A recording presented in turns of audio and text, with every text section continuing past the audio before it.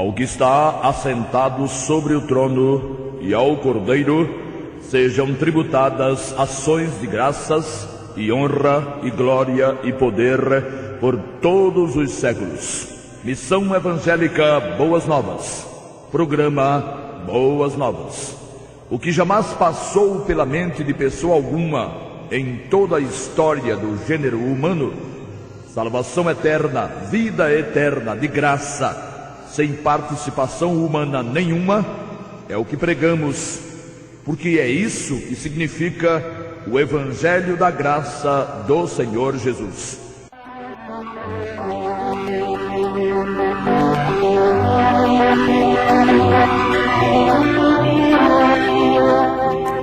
A voz do povo é a voz de Deus? Muitos provérbios são classificados como oriundos da sabedoria popular. E, de fato, algumas afirmações repetidas, denominadas normalmente de máximas, estão pontilhadas, cheias de gotas de sabedoria. Mas esse não é o caso aqui. Nunca a voz do povo foi a voz de Deus.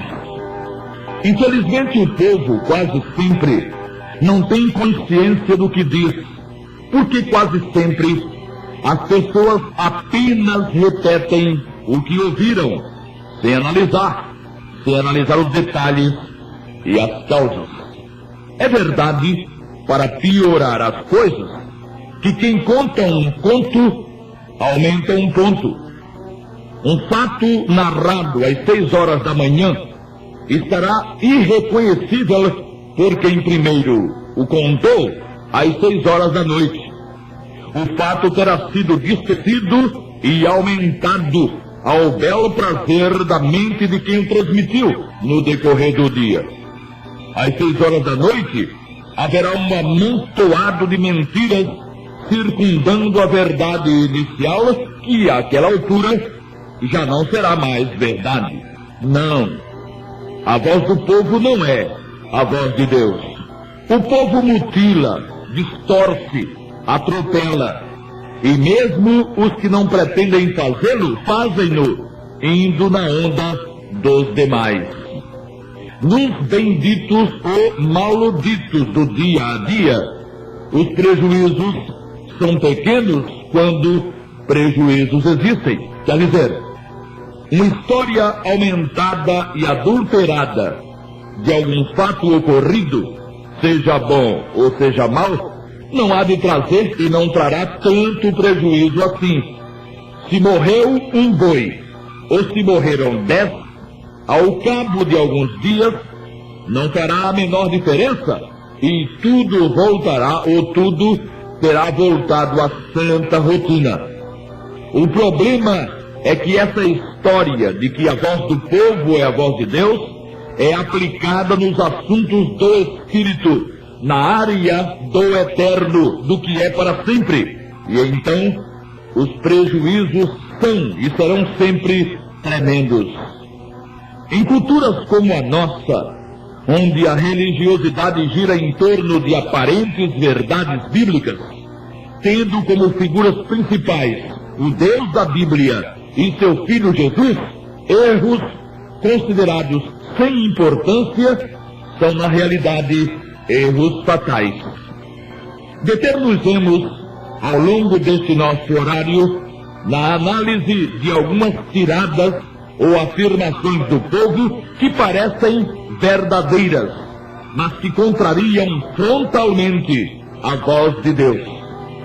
A primeira delas é aquela transmitida pelos líderes de alguns segmentos e que diz, a dita máxima, serem todos homens filhos de Deus. A ideia de serem todos os homens, todos os seres humanos, filhos de Deus, lhes dá um certo conforto. Alimentam a ilusão de que, sendo filhos, terão um tratamento diferenciado, ou senão, por serem todos filhos, então serão recebidos cada um e todos na casa do Pai. E se vão, vida afora, crendo no que algum cidadão de Bíblia na mão ou sem Bíblia lhes queira ensinar. Qualquer estudante sério das Sagradas Escrituras sabe que Filho, Deus, o Todo-Poderoso, só gerou o Verbo eterno. O apóstolo João inicia sua narrativa biográfica de Jesus dizendo: no princípio era o Verbo, e o Verbo estava com Deus, e o Verbo era Deus. Ele estava no princípio com Deus. João 1, versículos 1 e 2. A não ser que quiséssemos deliberadamente fechar os olhos para a realidade, é que não entenderíamos que antes do Verbo só o Pai existia. E que sendo um Verbo gerado pelo Pai, então é ele da mesma natureza do Pai, sendo portanto também Deus. E o Verbo era Deus. Ora, se só o Verbo foi gerado por Deus, então só o Verbo era Filho de Deus. Ao reformar a terra, conforme a narrativa de Gênesis, Deus a preparou para que nela vivesse sua obra-prima, o homem. Só que o homem não foi gerado por Deus, mas criado. E criado do pó da terra. Os homens só seriam filhos de Deus se Deus, assim como fez com o Verbo eterno, tivesse feito com o homem, gerado. Mas ele não gerou a homem nenhum. O homem foi criado, e sendo criado, é apenas criatura e não filho. Não obstante, todo homem pode se tornar também filho de Deus. E não há incoerência alguma nisso. O filho maior, o unigênito, tornou possível a adoção por Deus de criaturas humanas, homens e mulheres, desde que o invocassem como seu Salvador pessoal, único e todo suficiente. Invocassem o Filho, é claro. O mesmo João, apóstolo, no mesmo livro escreveu: veio Jesus para o que era seu, para os judeus, e os seus não o receberam. Mas a todos quantos o receberam, deu-lhes o poder de serem feitos filhos de Deus, aos que creem no seu nome. João capítulo 1, versículos 11 e 12. Se a voz do povo fosse a voz de Deus, teríamos que todos os homens seriam filhos de Deus, porque é isso o que o povo diz, e seriam, crendo ou não, no Senhor Jesus como seu Salvador pessoal. Seriam pelo nascimento ou pelo batismo, desde criancinha, como pregam alguns. A verdade, como se pode ver, é outra completamente.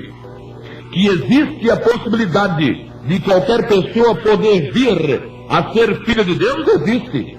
Todavia, está bem claro que se alguém pode se tornar filho de Deus, só pode ser por ainda não possuir essa qualidade.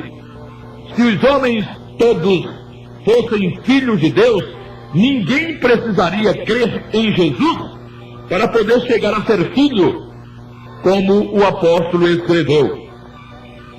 A súmula disso tudo é que os homens não são filhos de Deus e nunca o serão, se antes de daqui partirem, não abrirem mão do que aprenderam, mas infelizmente aprenderam errado, e quem sabe errado não sabe, e abrindo mão disso, apelarem para o sangue de Jesus, invocando o nome do Senhor mesmo.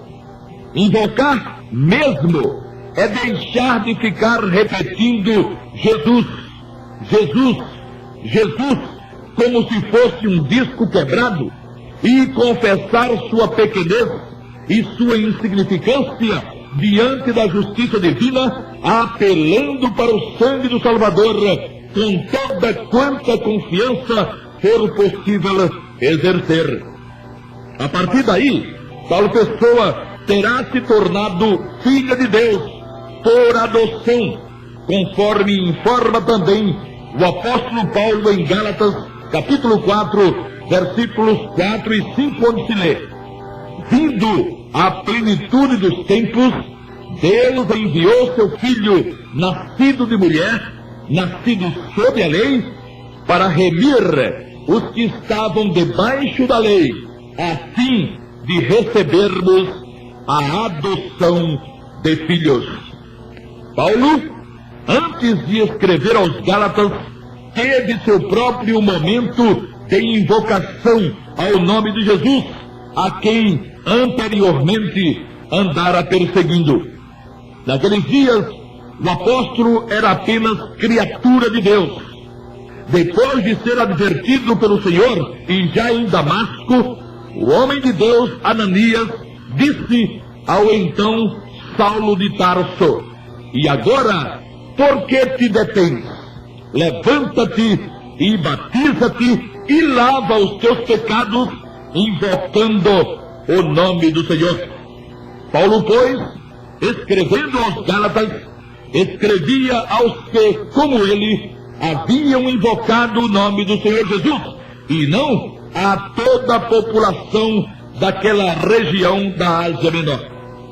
Só eram filhos por adoção os que tinham confessado o nome de Jesus como seu Salvador pessoal e gritavam, rua acima e rua abaixo, sua inabalável e inquebrantável certeza de vida eterna, pois que, baseada no poder e na eficácia do sangue do Senhor, e não em suas próprias possibilidades de piedade, de obediência, de perseverança, da guarda de mandamentos da lei, ou da ajuda de Maria e dos santos e anjos e etc. A voz do povo não é a voz de Deus. Infelizmente, não é. E não sendo, também não é verdade o que diz a doutrina católica romana quanto à expiação do sangue do Senhor. Não é verdade que, já que Cristo morreu pelos homens, estão todos os homens dentro da salvação e debaixo do sangue. Todos os domingos, o domingo, jornal litúrgico catequético, distribuído pelas dioceses, normalmente, em sua terceira página, traz a afirmação do Senhor Jesus, registrada por Mateus e por Marcos, e infelizmente outra vez, de forma adulterada. O Senhor Jesus disse, referindo-se ao cálice com vinho, porque isto é o meu sangue, o sangue do Novo Testamento, que é derramado por muitos para a remissão dos pecados. Mateus 26 e 28. O semanário citado, o domingo, registra da seguinte forma: este é o cálice do meu sangue, o sangue da nova e eterna aliança, que será derramado por vós e por todos, para a remissão dos pecados. Parece não haver diferença alguma. Derramado por muitos ou derramado por todos seria a mesma coisa. E se não houver cuidado, fica parecendo mesmo a mesma coisa. Só que Jesus disse que seu sangue seria e foi derramado por muitos, e não por todos. Isso não significa, é claro, que o Senhor tenha escolhido, desde a fundação do mundo, alguns felizardos filhinhos de Deus, e tenha derramado seu sangue só por eles. Não é nada disso. É que o sangue do Cordeiro Eterno, Jesus, seria eficaz apenas e tão somente sobre e para os que o reconhecessem como Salvador pessoal e suficiente, ficando todos os demais de fora. Inclusive os que teimam em apelar para a guarda de mandamentos, para sua própria capacidade de obediência, para sufrágios e para a ajuda de Maria. A voz do povo diz que Deus é pai e não padrasto, e que ele não colocará nenhum filho seu fora da glória. E é verdade. Por mais que pareça paradoxal, é verdade. Só não é verdade o que o povo pensa sobre o que diz. Os filhos de Deus realmente viverão eternamente na glória e terão sempre Deus por Pai. O problema sobrará para os que são apenas criaturas e nunca se tornaram filhos. Mesmo Adão, no jardim do Éden, gozando da total amizade do Criador, era somente criatura. O que temos nas Sagradas Escrituras é que Deus fez o homem criatura e que o sangue de Jesus lhe dá a condição de se tornar filho de Deus. Então, o sangue do Novo Testamento foi derramado não por todos, porquanto, enquanto um homem for apenas criatura, ele não terá sobre si os benefícios do sangue. Isso posto, temos que o sangue de Jesus foi derramado pelos muitos que, ouvindo sobre a graça salvadora, enquadraram-se na afirmação do Senhor que disse: Deus amou o mundo de tal maneira que deu o seu Filho unigênito, para que todo aquele que nele crê não pereça, mas tenha a vida eterna. João 13,16. Ter a vida eterna sem invocar o nome de Jesus é impossível. E invocar o nome de Jesus sem ter nele confiado também o é. Por isso, o sangue não foi derramado por todos, mas por muitos. Agora, dizer como alguns dizem, que a palavra cosmos na Bíblia e no texto que citamos significa meia dúzia de pessoas predestinadas e que por isso creram, é não dizer coisa alguma que se aproveite. O termo cosmos, segundo os greguistas, pode significar enfeites ou adornos do mundo, pode significar o universo todo, o planeta Terra, a humanidade, os bens terrenos, mas nunca os que invocariam o nome de Jesus, ou os que tivessem sido escolhidos por Deus. Isso é abusar do direito de abusar e de manobrar textos bíblicos e expressões da Bíblia, a palavra de Deus, para fundamentar o pensamento particular. Vai sobrar ou para o bema de Cristo, ou para o grande trono branco, mas vai sobrar. Definitivamente, a voz do povo não é a voz de Deus. Mas temos que ir mais longe ainda. Não é só a voz do povo que não é a voz de Deus. Tem muita voz se levantando, ou muitas vozes já se levantaram pretendendo ser canais do Senhor, pretendendo falar em nome do Senhor. Não há, contudo, como concordar que alguém que não repita ipsis literis, rigorosamente ao pé da letra, o que está escrito como theopneustos, inspirado por Deus, seja seu porta-voz. Se Deus, em sua palavra, disse uma coisa, e alguém, seja por que causa for, afirma diferente, então esse alguém não está sendo porta-voz de Deus, coisa nenhuma. Pode estar sendo porta-voz de si mesmo, de sua organização, de um grupo, de uma filosofia, mas certamente não de Deus. O problema do homem é que depois que passarem todos os dias de sua vida, virá o fim. E se tendo a chance de falar por Deus, de proclamar suas verdades, ele preferiu, em atenção a seja lá quem tenha sido, agradar a seja lá quem tenha sido, sofismando, adulterando e atropelando a santa palavra, seu encontro com o Senhor não será tão aprazível quanto poderia ser. Ninguém ficará impune, mesmo sendo remido, se atropelou a palavra de Deus, tentando fazê-la afirmar o que ela realmente não afirma. Assim, voltamos a repetir, não só a voz do povo não é a voz de Deus, como também não é a voz de Deus toda voz que não se dispôs a proclamar com todo o respeito, com toda a reverência e com toda a competência o que Deus realmente fez constar em sua palavra. Invocar alguém para si a posição de ministro da palavra do Altíssimo é assumir um senhor em cargo. Quem o faz deve saber o que está fazendo, ou então não conhece nada do caráter de Deus, que é também um fogo consumidor. Hebreus 12 e 29. Qualquer coisa repetida muitas vezes por muitos ganha ares de verdade. Quem é que não sabe disso?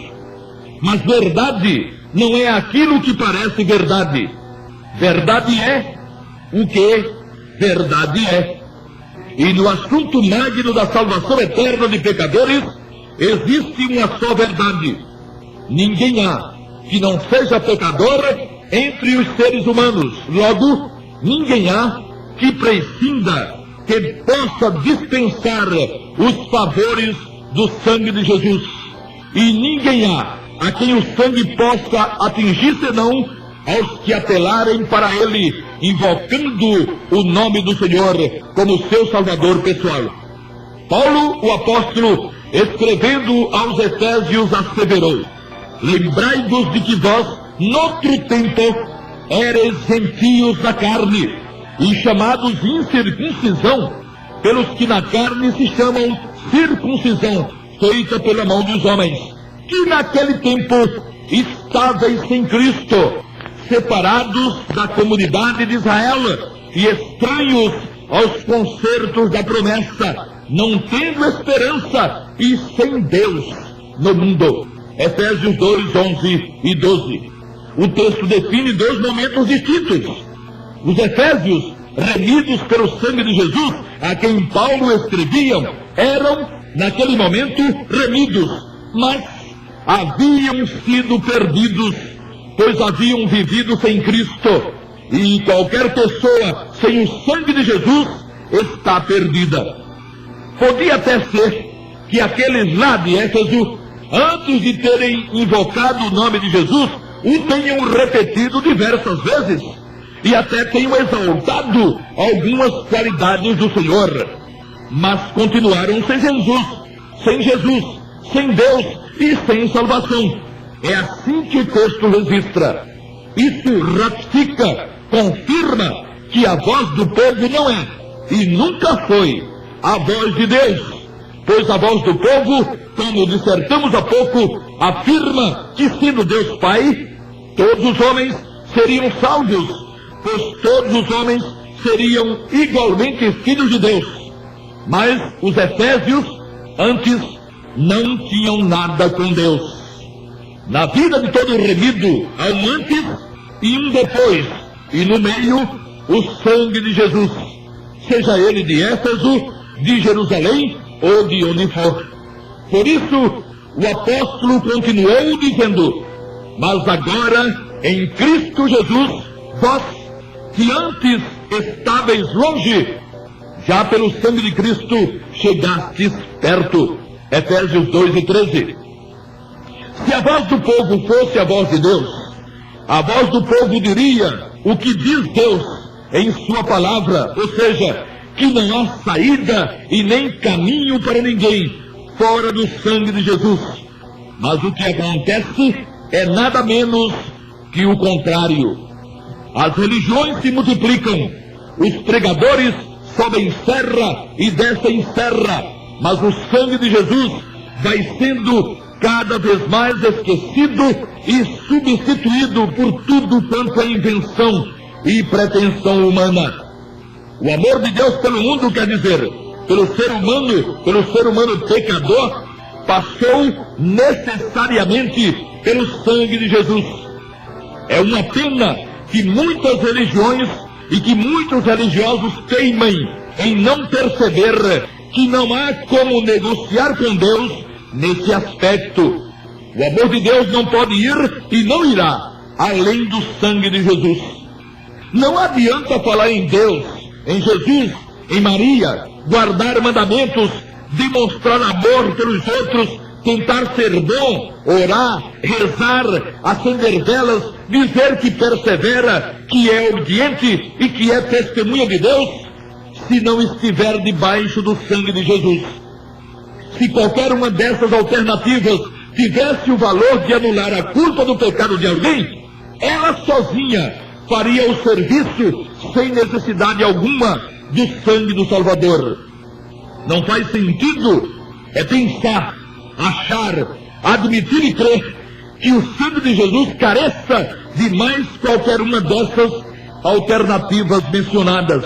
E é o que o povo anda admitindo, achando, pensando e crendo.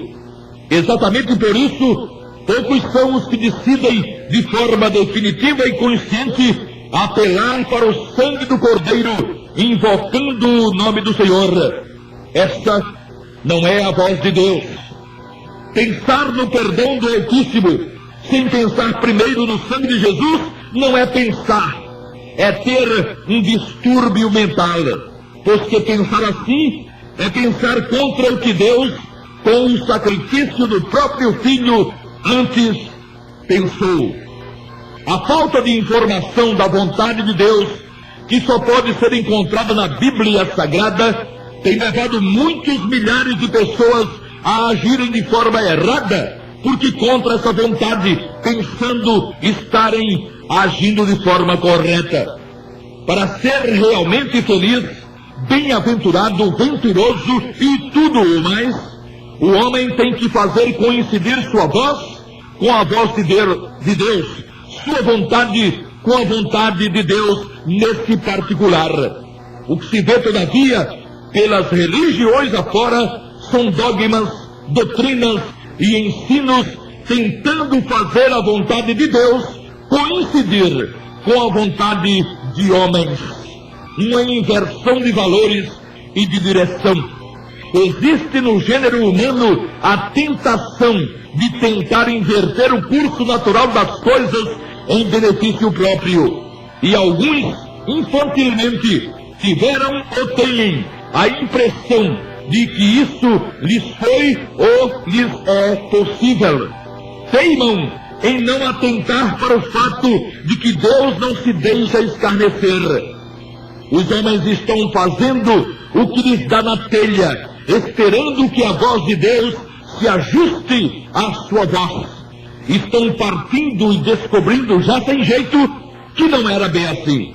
O contrário é o que teria que ter acontecido, ou seja, sua voz, a voz do homem, sua vontade, suas decisões é que tinham que se ajustar ao Senhor Deus. Na relação Deus e homem, o homem e Deus, Deus é a parte ofendida. O homem, ao tomar consciência, ou melhor, o homem, ao assumir a consciência de ser humano perfeito, com tirocínio, com discernimento, com vontade própria, resolve, por possuir uma natureza tendenciosa e carnal, desobedecer a Deus. É ele, homem, quem tem que se ajustar à vontade do Senhor, que é quem sabe o que é bom e o que é correto, justo e santo. E isso só é possível acontecer quando o homem aceitar, levar em consideração aquilo que o próprio Deus diz. Mas o que andam os homens fazendo? Arrogando-se possuidores de iluminação e de revelações do alto, um de um jeito e o outro do outro jeito, inventaram eles formas de substituírem o que Deus determinou em sua palavra, chegando ao disparate de trocarem as Sagradas Escrituras por bulas, encíclicas e escritos de profetisas e de profetas. Cuidado, prezado e caro ouvinte, você tem uma eternidade pela frente, você terá uma eternidade para curtir, E eternidade é tudo menos curta.